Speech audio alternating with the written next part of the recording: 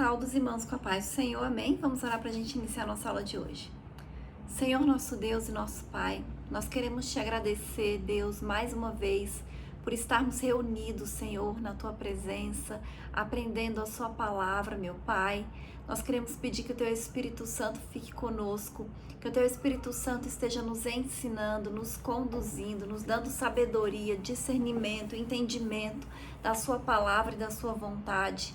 Que em nome de Jesus, meu Pai, o Senhor venha repreender todo o impedimento, Deus, toda barreira, tudo aquilo que não vem de Ti, meu Pai, que vem para tirar nossa atenção, que vem para nos distrair, Deus, que o Senhor repreenda em nome de Jesus, que o Senhor venha nos fortalecer, aumentar a nossa fé, meu Pai, e repreender, Deus, em nome de Jesus, todo o levante do maligno, do inimigo contra as nossas vidas. Que o Senhor repreenda, meu Deus, toda seta, meu Pai, todo levante, meu Deus, de Satanás contra a vida do seu povo. Que o Senhor nos abençoe com saúde, com paz, com mansidão. É isso que nós te pedimos, Deus, e te agradecemos em nome de Jesus. Amém? O título da lição de hoje é Céu, o destino do cristão.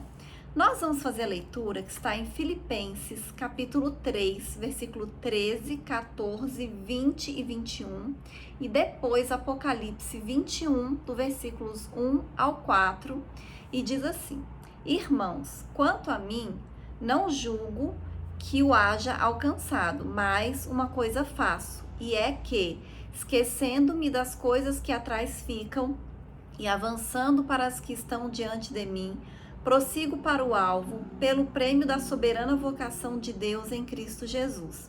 Mas a nossa cidade está nos céus, donde também esperamos o Salvador, o Senhor Jesus Cristo, que transformará o nosso corpo abatido para ser conforme o seu corpo glorioso, segundo o seu eficaz poder de sujeitar também a si todas as coisas. Apocalipse 21. E vi um novo céu e uma nova terra, porque já o primeiro céu e a primeira terra passaram e o mar já não existe. E eu, João, vi a cidade santa, a nova Jerusalém, que de Deus descia do céu, adereçada como uma esposa ataviada para o seu marido. E ouvi uma grande voz do céu que dizia: Eis aqui o tabernáculo de Deus com os homens, pois com eles habitará, e eles serão o seu povo, e o mesmo Deus estará com eles e será o seu Deus. E Deus limpará de seus olhos toda lágrima, e não haverá mais morte, nem pranto, nem clamor, nem dor, porque já as primeiras coisas são passadas. Amém? Deus, eu repreendo agora em nome de Jesus. Pai, todo desvio de atenção, de mentalidade, Deus, que eu consiga me concentrar agora e que o Senhor me use em nome de Jesus Cristo. Amém. Aleluia. Então, esse trimestre nós estamos falando sobre a carreira que nos está proposta, sobre a vida do cristão de uma maneira geral, de uma maneira resumida. E na primeira aula, nós falamos sobre o novo nascimento, que é o primeiro passo para nós nos tornarmos cristãos. Depois nós falamos sobre o livre-arbítrio, sobre a escolha que nós devemos fazer entre a porta larga, que conduz para a perdição, e a porta estreita que nos conduz para o reino de Deus e para a salvação. E aquelas pessoas que passarem pela porta estreita habitarão nesse lugar glorioso que nós acabamos de ler, que é a Nova Jerusalém, um lugar perfeito que Deus preparou para o seu povo habitar eternamente, ou seja, é a morada eterna daqueles que aceitam a Cristo, daqueles que aceitam, que escolhem passar pela porta estreita. Então, após nós termos aqui nessa terra uma vida de renúncia, uma vida de fé, uma vida de renúncia aos prazeres mundanos, né?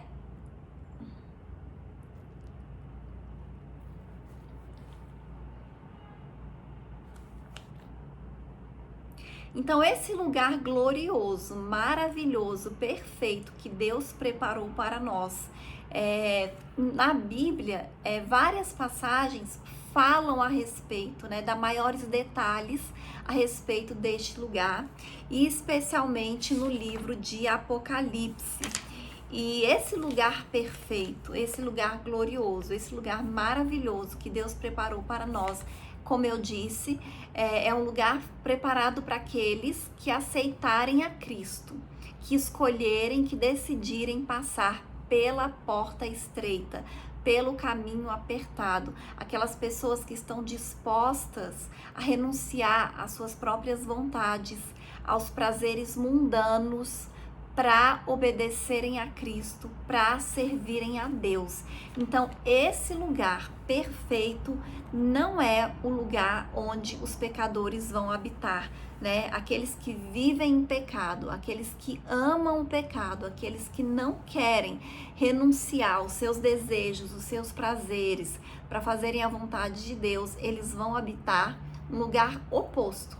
É um lugar de dor, um lugar de sofrimento, coisas que não vão existir na Nova Jerusalém. A gente leu aqui, né, que vai ser um lugar, o último versículo, 21, versículo 4, diz que o Senhor vai limpar toda a lágrima. Não haverá mais morte, nem pranto, nem clamor, nem dor, porque já as primeiras coisas passadas. Então, essa vai ser a realidade da Nova Jerusalém, um lugar sem nenhum sofrimento, sem nenhuma dor, um lugar que não está contaminado pelo pecado, um lugar que não está decaído por causa do pecado, ao contrário do lugar onde os pecadores irão passar eternidade.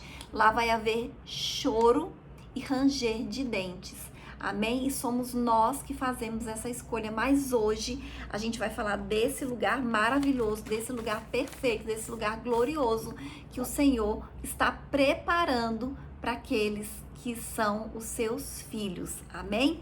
Então, para nós, seres humanos naturais, é impossível a gente discernir as coisas espirituais, porque elas só podem ser discernidas espiritualmente.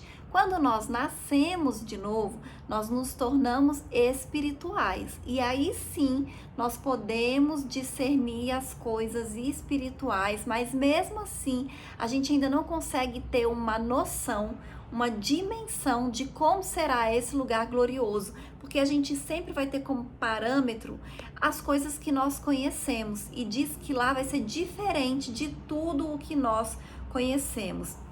Então, a sabedoria humana, ela apresenta diversas concepções enganosas a respeito do céu.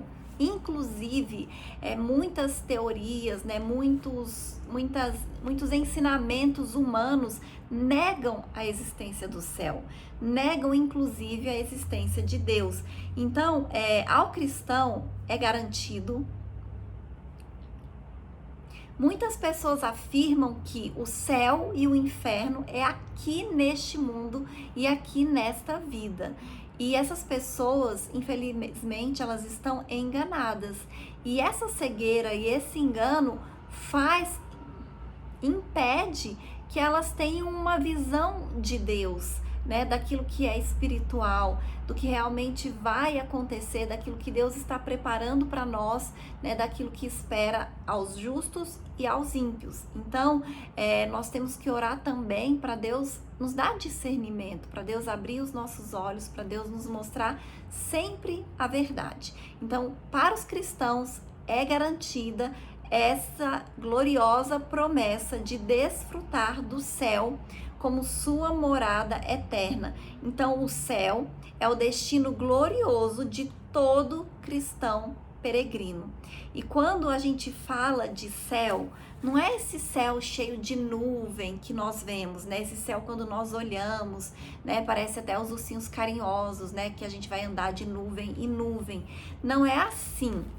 E o primeiro tópico, a gente vai falar um pouquinho sobre isso. O céu, o alvo de todo cristão, definindo o céu. Então, a palavra hebraica chamaim, que significa céu ou céus,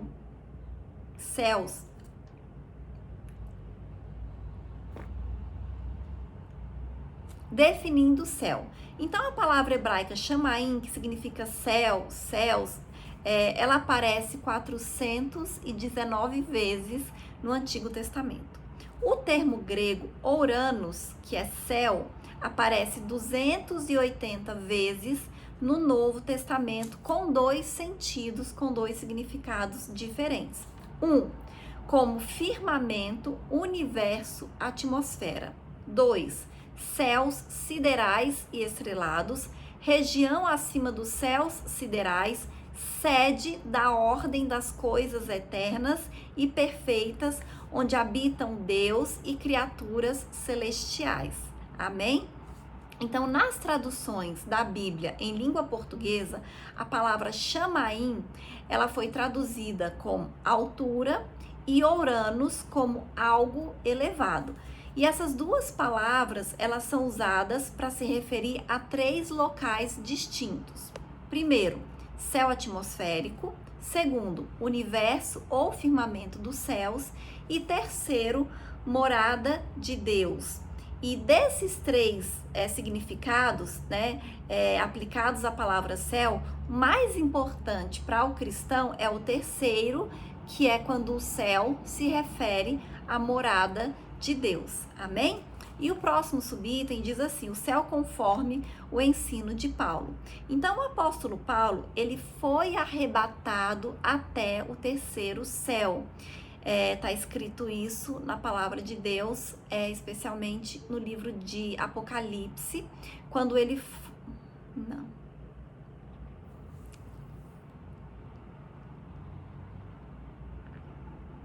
O próximo subitem diz assim: o céu conforme o ensino de Paulo.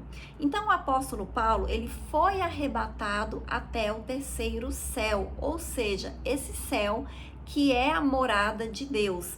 E esse céu, ele está enfatizado nas cartas do apóstolo como um lugar celestial, o lar dos salvos em Cristo Jesus, onde nós temos um destino assegurado e também um lugar de descanso, né? O lugar onde nós estaremos para sempre, toda a eternidade, junto com o Senhor.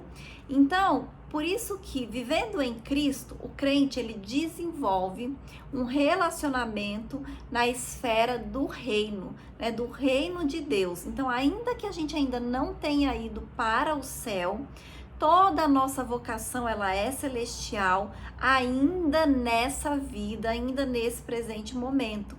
Então, dessa forma, dessa maneira, o poder que está em sua vida vem do céu e o habilita a vencer cada dia. O Novo Testamento afirma que o reino de Deus está onde nós estamos. Então, nós que somos cristãos, né, que aceitamos a Cristo, nós já vivemos o reino de Deus, essa realidade aqui na terra, ainda que a gente ainda não esteja no céu. Mas a gente já vive essa realidade, a gente já vive, né, essa vocação celestial. E o próximo subitem, ele diz assim: o alvo do cristão. Então, depois de salvo, nós não pertencemos mais a este mundo, e o Novo Testamento afirma isso, o próprio Jesus Cristo diz isso, né, que nós estamos neste mundo, mas nós não pertencemos a este mundo. E Paulo ensina que prossegue para o alvo, isto é, para a linha de chegada que o atleta alcança o seu prêmio.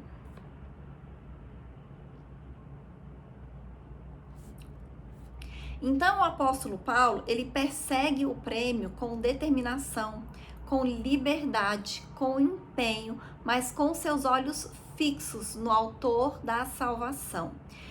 Nós não podemos nunca tirar os nossos olhos de Jesus.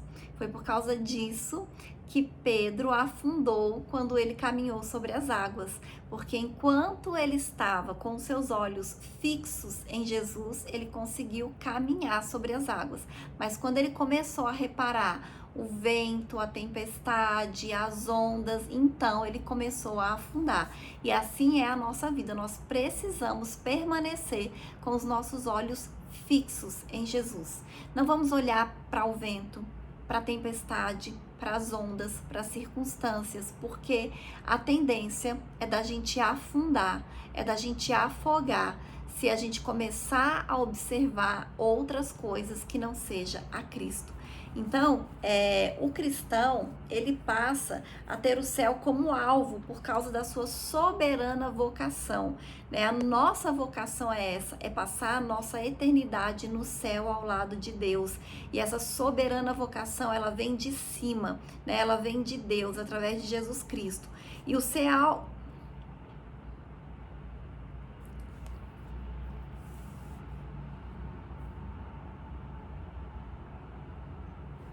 Então, o nosso alvo, ele passa a ser as coisas celestiais.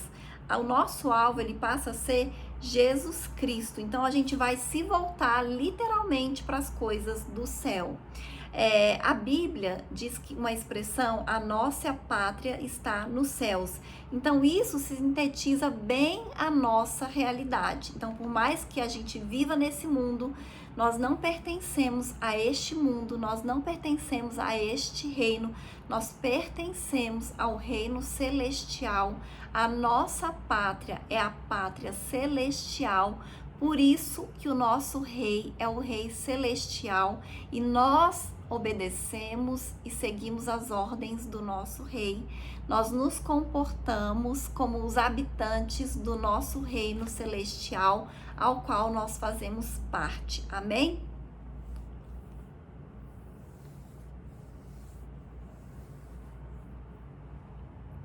E um dia, por causa disso, nós teremos esse nosso corpo corruptível, abatido, transformado em um corpo glorioso por Jesus Cristo. Amém?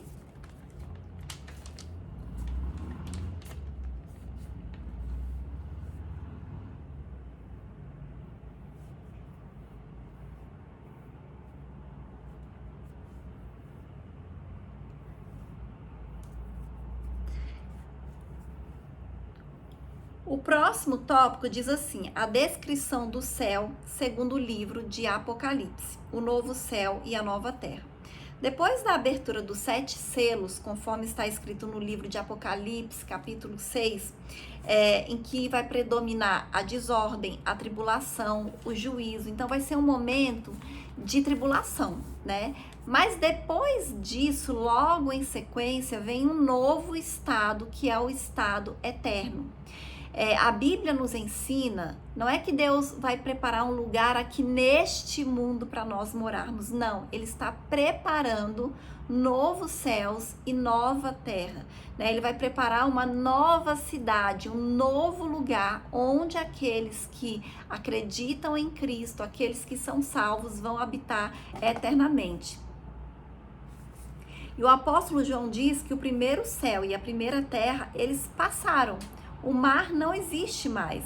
Então, esse céu, que é também Uranus, é o espaço astronômico.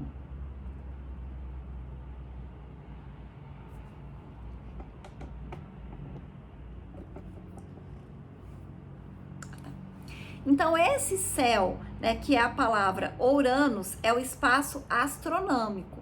Não se trata da habitação eterna de Deus. Então, o apóstolo, ele contempla um novo céu e uma nova terra, um lugar novo, que não existe ainda, que Deus está preparando para nós. O adjetivo grego kainos significa novo, que aparece no texto, traz a ideia de novo com respeito à forma, né? Fresco, recente, não usado. Não é, por exemplo, vamos voltar para o Jardim do Éden, um lugar que já existe, né? Não, é um lugar novo, um lugar que nunca foi habitado. Então, nesse sentido, o novo céu é um lugar sem precedente, que nós não conhecemos, que não existe, um lugar incomum, que é diferente do que nós já conhecemos, é um lugar melhor. Isaías profetizou a criação de novos céus e nova terra O apóstolo Pedro também confirmou essa palavra. Então, assim, é uma palavra que ela foi sendo confirmada ao longo da história humana por profetas, por homens de Deus, em épocas diferentes. Então, sempre o Senhor revelando essa mesma realidade, né, de que Ele vai criar, de que Ele vai trazer à existência novos céus e nova terra. E esse lugar é o destino do cristão, um novo lar completamente redimido, sem qualquer semelhança com o mundo antigo, pois eis que faço nova todas as coisas. E no livro de Apocalipse, ele fala mesmo sobre esse lugar. Então, assim, pelo que diz lá, vai ter coisas, elementos, né, que nós temos aqui, vai ter ruas, vai ter rios, vai ter natureza, mas vai ser tudo tão perfeito que a gente nunca conheceu tamanha perfeição. Vai ser tudo tão lindo que a gente nem consegue imaginar de tão lindo, de tão perfeito que é. Por quê? Porque vai ser um lugar criado sem a interferência de Satanás, né? Sem a ação do pecado, sem a ação do maligno, porque o nosso mundo, por mais que tenha lugares lindos e lugares maravilhosos, tem a ação do pecado, tem a ação do maligno. Então, em qualquer lugar que a gente vá no mundo, existe, por exemplo, a morte. Então, por mais que seja um lugar lindo e um lugar perfeito, naquele lugar existe morte, né? Se for elementos da natureza, aquela natureza ali morre, né? Os animais, eles morrem, as árvores, as plantas. Então, não existe no mundo hoje que nós conhecemos nada semelhante ao que Deus vai criar, porque é um lugar sem o pecado, sem a ação, sem a interferência de Satanás. Amém? E o próximo subitem diz assim: a linda cidade como nossa nova morada. Então, no versículo 2 de Apocalipse 21, o apóstolo João faz menção à descida da cidade santa e somente a partir do versículo 9 ele começa a descrever a beleza dessa cidade, deste lugar.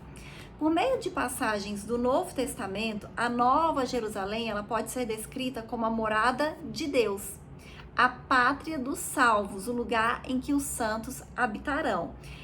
Então nós cremos e afirmamos que essa linda cidade será um lugar em que Deus e o Cordeiro são o seu templo. A glória de Deus vai iluminar esse lugar e o Cordeiro será a sua lâmpada. Agora imagina, quando nós estamos na presença de Deus, né, através da oração, da adoração, do louvor, nós sentimos algo especial, algo maravilhoso.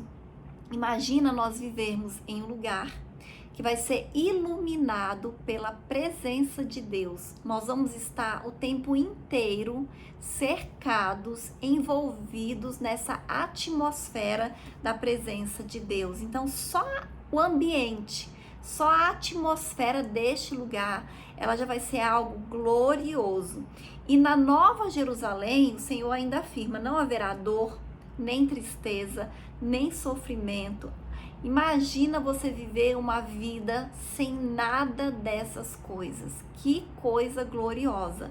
E depois da ressurreição, quando todas as coisas forem consumadas, essa Nova Jerusalém celestial, ela vai descer do céu e vai ficar para sempre na nova terra. Vai ser um lugar assim, ela vai descer, mas a Bíblia diz também que nós vamos subir, então não vai ser aqui. Nós vamos subir para este lugar onde nós vamos habitar eternamente com Deus. Amém?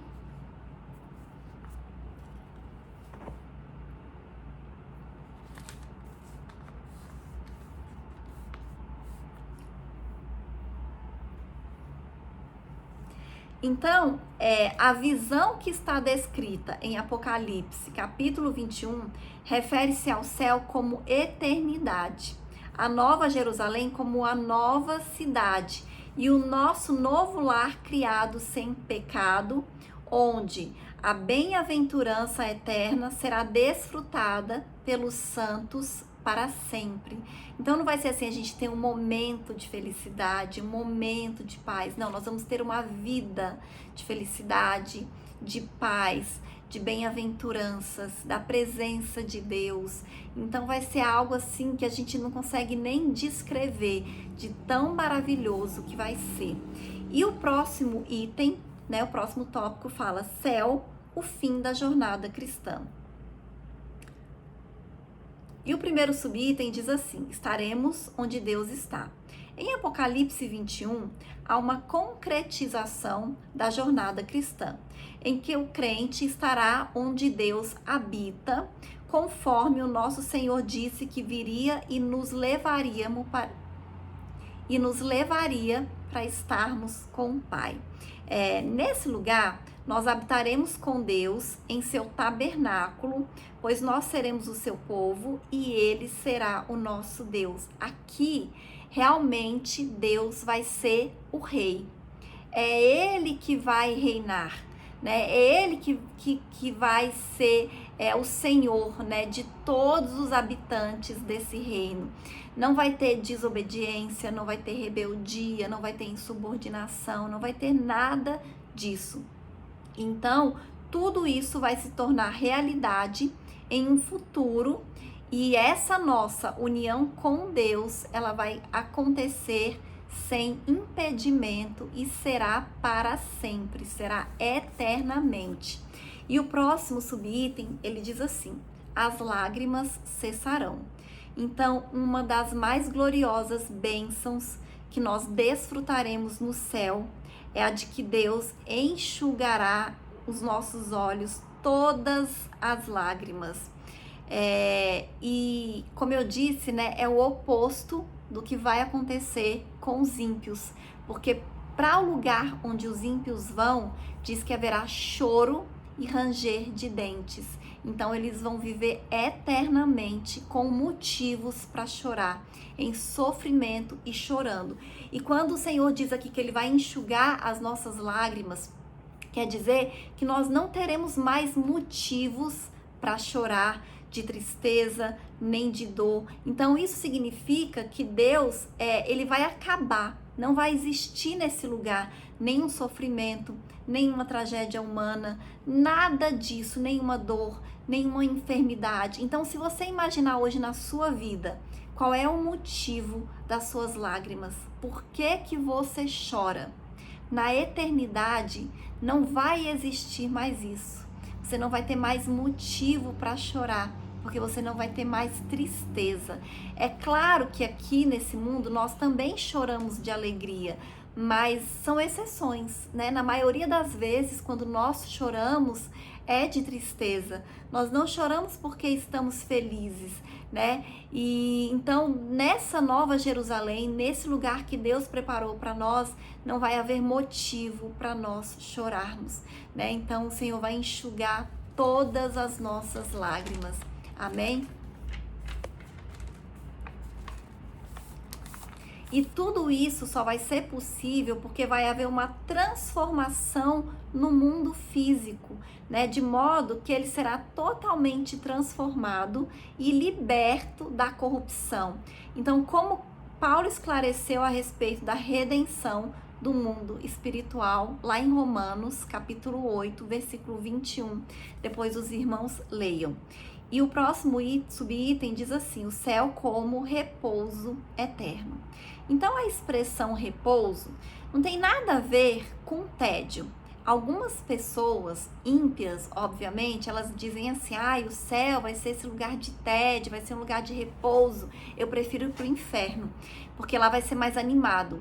E elas estão muito enganadas, que é justamente isso que o diabo faz, né? Elas ficarem enganadas. Porque o céu não vai ser um lugar de tédio, esse repouso não tem a ver você ficar entediado, somente dormindo ou descansando, não tem nada disso, porque no céu a gente vai ter atividades também.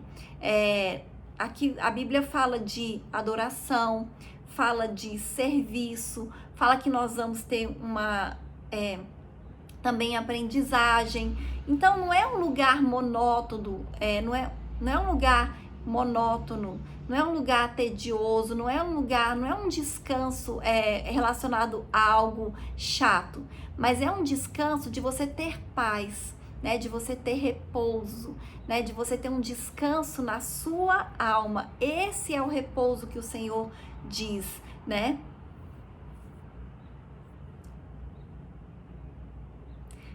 Então é um lugar onde nós vamos descansar da fadiga, da exaustão que existem nesse mundo de hoje e de todas essas coisas. Então é um lugar onde nós estaremos plenamente satisfeitos, em comunhão uns com os outros e com o Senhor. E como diz a palavra de Deus, toda a nossa vida cristã,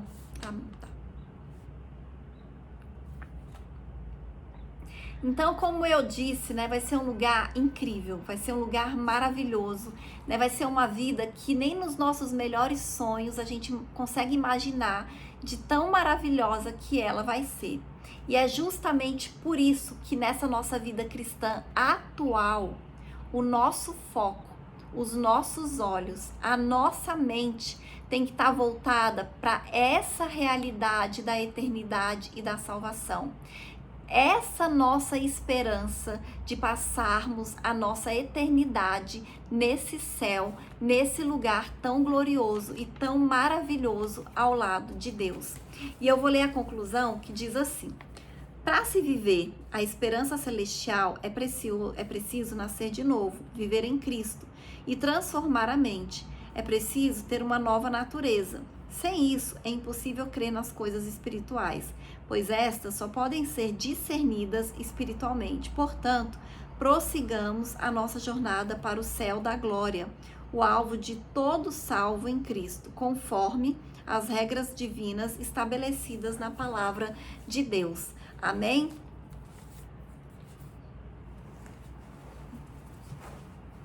Então, como nós vimos aqui brevemente nessa lição de hoje, o Senhor, Ele está preparando para nós um lugar glorioso, um lugar maravilhoso. E a gente precisa desejar habitar esse lugar. A gente precisa ler mais sobre isso, né? Como vai ser a Nova Jerusalém? Lê em Apocalipse, né? A descrição desse lugar tão maravilhoso. A gente precisa começar a viver mais essa realidade de onde nós vamos passar a eternidade, a sonhar com isso, a desejar isso, colocar a nossa mente, o nosso foco, a nossa intenção nessa eternidade ao lado de Deus, nesse lugar maravilhoso, sentindo a presença de Deus constantemente, todos os momentos da nossa vida, do nosso dia. E quando a gente começa a viver essa realidade, né, da Nova Jerusalém, da redenção, do céu, desse lugar glorioso que Deus tem preparado para nós, nós não vamos trocar essa eternidade ao lado de Deus na Nova Jerusalém por nenhum momento de prazer aqui nessa vida. Então, muitas pessoas, elas têm trocado a sua eternidade, a sua salvação ao lado de Deus por momentos de prazer aqui. Então, muitas vezes em adultério, muitas vezes em vícios, muitas vezes em prazeres carnais, em amores ao dinheiro, aos bens, às coisas deste mundo. Só que nada nesse mundo se compara ao que nós teremos no mundo que está por vir. Por isso que o nosso foco, a nossa mente deve estar voltada sempre para a eternidade. Amém? E essa é a lição de hoje. E até a próxima aula em nome de Jesus.